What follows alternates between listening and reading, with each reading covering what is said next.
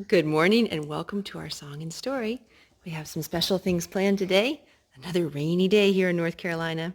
We hope you have a wonderful day. Our first thing is our song.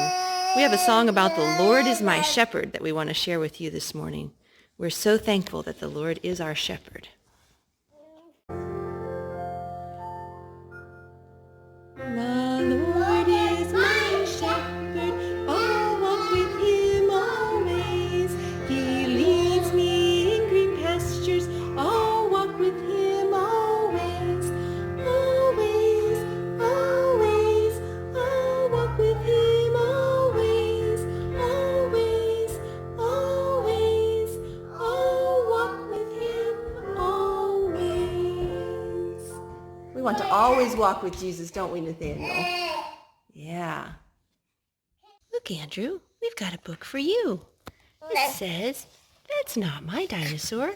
Its body is too squashy."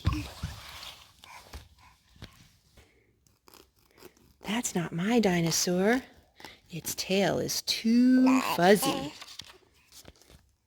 "That's not my dinosaur. Its teeth are too bumpy." Yeah. "That's not my dinosaur. Its flippers are too slippery." Look, Drudel, see the flippers? "That's not my dinosaur. Its horns are too rough." "That's my dinosaur. Its spines are so soft." Look at that. "That's not my dinosaur." The words were by Fiona Watt, and the pictures are by Miss Wells, Rachel Wells. We have another James Herriot story this morning called Smudge, the Little Lost Lamb. The pictures are by Ruth Brown.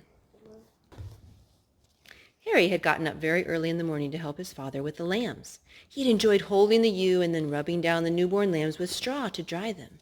He liked all the animals on the farm and often helped his father with the cows, calves, and pigs. But spring was his favorite time when the lambs were born. "They're grand, strong lambs," said Farmer Cobb, looking down at the twin lambs who were standing in the pen by their mother. "It was very good of you to get up early to help me, Harry. Would you like to have 2 of these lambs for yourself?" "Oh, yes, please, Dad," said Harry. "Nathaniel, do you think that you would enjoy having some lambs?" Yeah. "That would be fun, wouldn't it?" I have some lambs at my house at that place. "Really? Yeah. We can pretend, can't we?" "All right, then. They're yours. You must keep an eye on them every day. What are you going to call them?" Harry thought for a moment. "That one has got a funny white mark on his nose. I'll call him Smudge, and his sister can be Smarty." "Those are good names. Now it's time you got ready for school, so off you go." A few days later, Harry was with his father when all the ewes and lambs were turned out into the field. Farmer Cobb looked at the flock spreading out across the wide expanse of grass. There were about 100 ewes, most of them with twin lambs, but some with just one and a few with 3. The field had walls on 3 sides, but where it met the lane were posts and wire. See the posts and wire, Nathaniel? Yeah. "I hope that wire fastened down tightly enough," he said. "Some of these Swaledale lambs will try to get underneath it. In fact, some aren't happy until they've found a way out of the field." Farmer Cobb didn't know it at the time, but Smudge was one of those lambs. What? For 3 weeks the flock grazed in the spring sunshine, the ewes cropping the young grass and the lambs playing happily and enjoying their mother's milk. One of the lambs' favorite games was to collect in a little group and dash up and down by the side of a wall. Harry used to laugh when he saw them racing along, leaping joyfully into the air. However, among the happy throng there was one lamb who wasn't content, and that was Smudge. Yep, let's find out about Smudge. He enjoyed the games well enough, but every day he had a growing urge to see what was outside the field. He was getting very tired of seeing only walls and stretch of wire. In fact, at the age of 3 weeks, Smudge was bored. He longed to escape and see what the world was like outside, and surely, he thought, there must be a way he could get under the wire. Each day he worked his way along, nosing at where the wire met the grass. But Farmer Cobb had done his job well. Smudge was about to give up hope when one morning he found a tiny gap. He was able to get his nose through. Then as he thrust and pushed, he got his neck, then all his body through. With a final wriggle, he found himself on the other side. What do you think, Nathaniel? What's going to happen to Smudge? Let's find out. Smudge, smudge.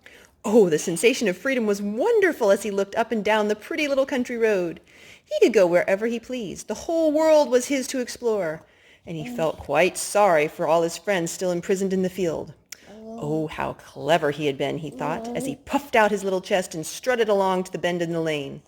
He could see for miles down a long valley. There were cattle and Dale ponies grazing in the green slopes which ran down to a pebbly river spanned by a fine stone bridge with 3 arches.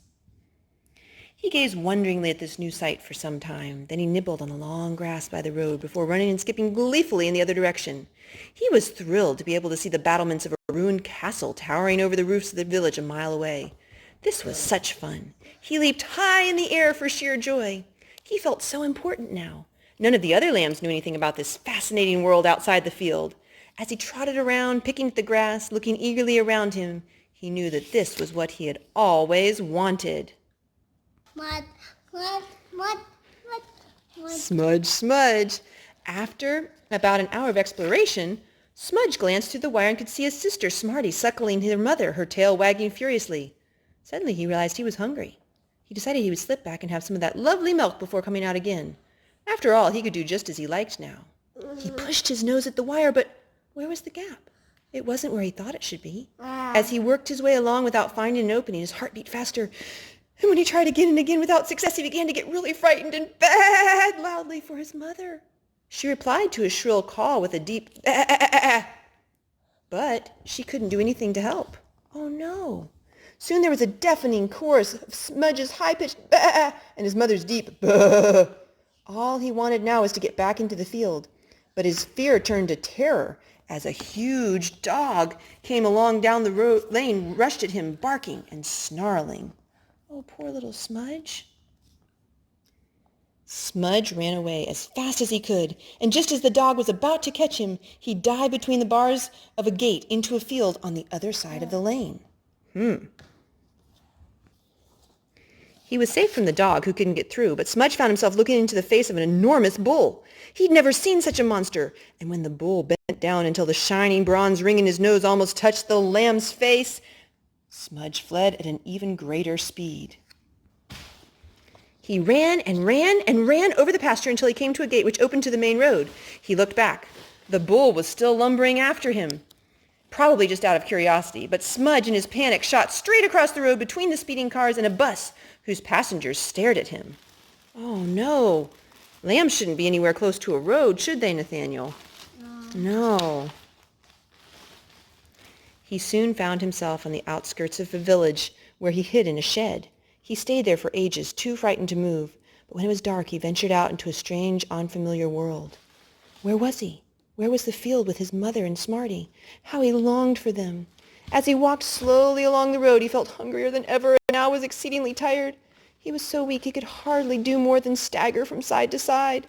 Then, in the darkness, a bitter cold sprung up, a bitter wind blowing little flakes of snow into his face.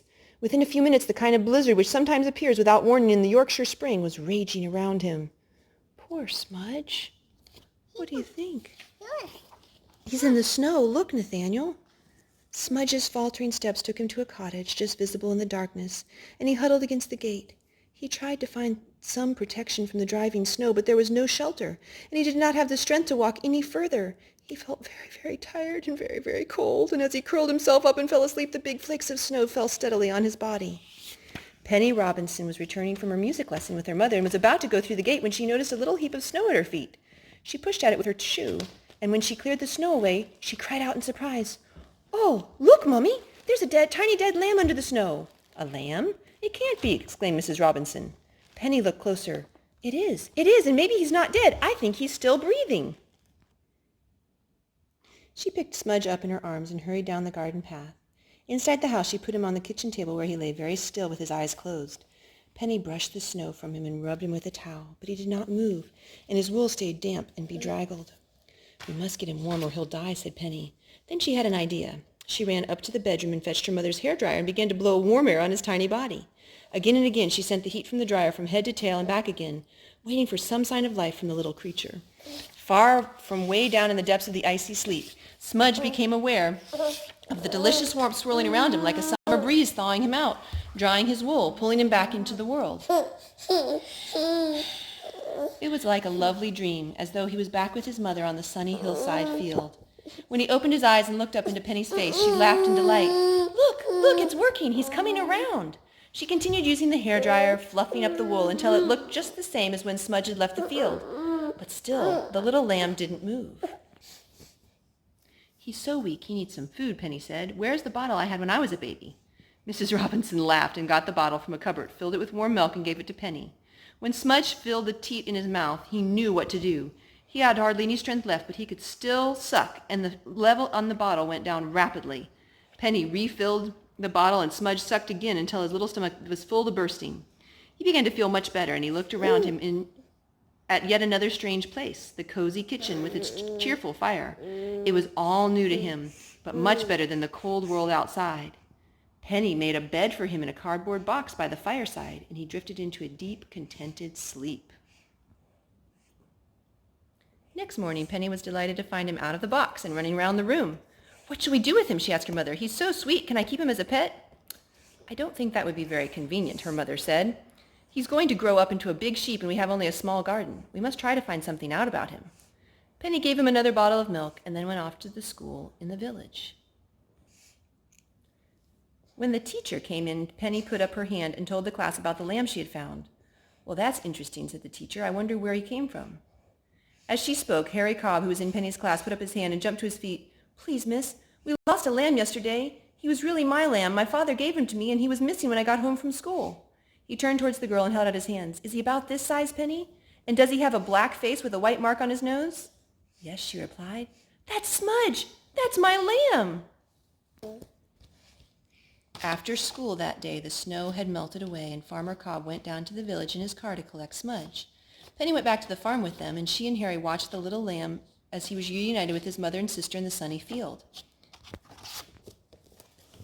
They laughed as Smudge and Smarty pushed their heads under the ewe and sucked happily, their little tails twirling. He's all right now, Penny, thanks to you, Harry said. You saved his life. Penny laughed.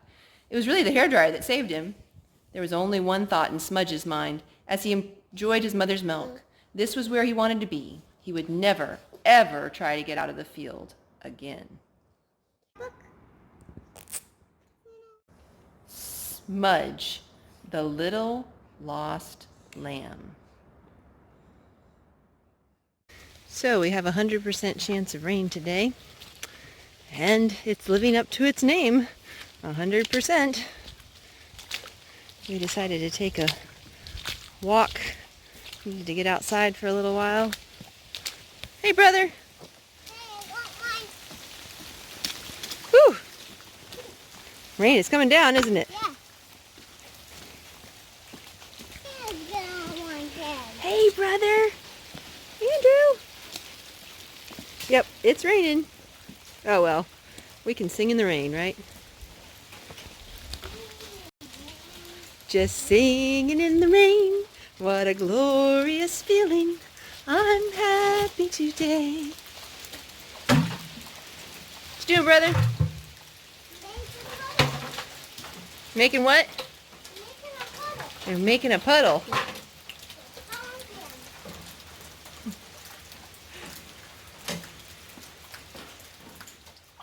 Thank you so much for watching. We hope you have a great day. We'll see you next time. Bye. Goodbye, goodbye, goodbye. Goodbye, goodbye, goodbye. Come back again, we'll see you soon. Goodbye, goodbye, goodbye. Yeah, It's a goodbye song. that's the goodbye song.